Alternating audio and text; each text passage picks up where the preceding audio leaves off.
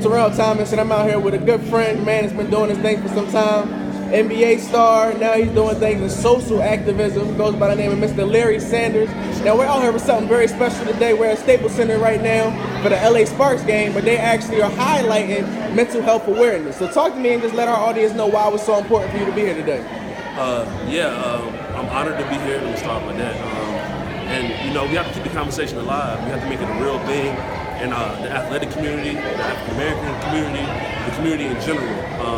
The stigmas behind it are holding people back from getting the help that they need, and in result, they're self-medicating and they're putting themselves in harmful situations. So, this whole event is about sparking the conversation, making it a real thing, and encouraging people to go and seek that help.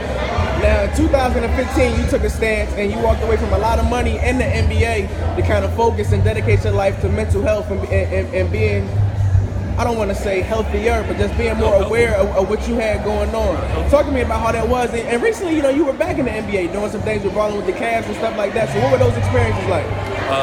It was great. I wanted to work myself back physically. I hadn't really put much into my physical, so I worked myself back and then got into the league again. But the journey as far as my mental health has been a great one. I've been learning a lot about myself, what I need, treatment, medication versus holistic, and that's all a personal journey. I think when people go on that journey, they'll find what resonates with them, and then they'll start a healing process. Now, you're also doing a lot of things now off the court. You're doing things in music, you're doing things in clothing. Talk to me about both of those things and how that journey's been. It's been great, just being a creative.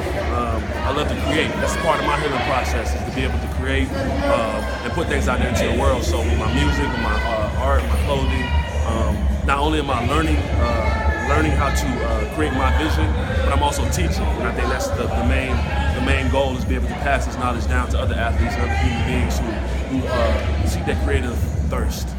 So do you have any, I don't want to say goals, but goals kind of, do you see like you may be back in the NBA anytime soon? Or are you going to focus on doing more things off the court, such as music and fashion? I think that if it goes into the makeup of,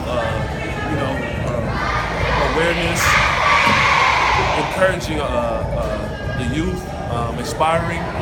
If it's in that field and realm, then I'm going to be doing it. Whether it's that's getting back to the league or going and speaking at a school, I feel like my purpose is to spread that awareness, and in any shape or form, I'm going to do that. Before I let you go, man, it's pretty dope, as we mentioned. We're here at a WNBA game. We see a lot of NBA players giving love, true ball lovers giving love to the NBA. But for the common fan, let them know how great WNBA games are and why they should be out supporting WNBA teams in their local community. Oh yeah, definitely, because the women they're excelling, and I feel like the evolution of women's basketball is growing, just like men's basketball. I feel like the evolution of sports in general is still growing. And the women, they're playing great basketball. LA, they're playing like the Warriors right now. You know what I'm saying? They got 5 people that are going to be an all-star team, five girls. And, just the encouragement and the backing of them. And I feel like in return, we get that support from them, and that's a powerful support system to have these women in our corner. So we have to give them something to get back.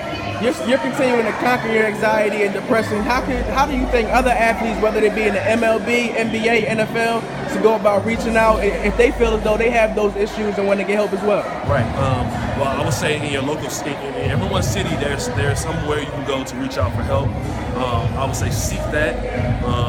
Don't be afraid of the personal journey. Don't be afraid of the stigmas and the labeling, because people will try to say that that's weak, especially in our community as athletes. Like, that's weak, but it's actually a strength to identify what's wrong and then try to conquer your issue. There's so much strength in that. I think that guys are realizing that, and then you're going to be a better athlete because of it. Thanks for your time, Larry. Yes, we appreciate it. I appreciate you.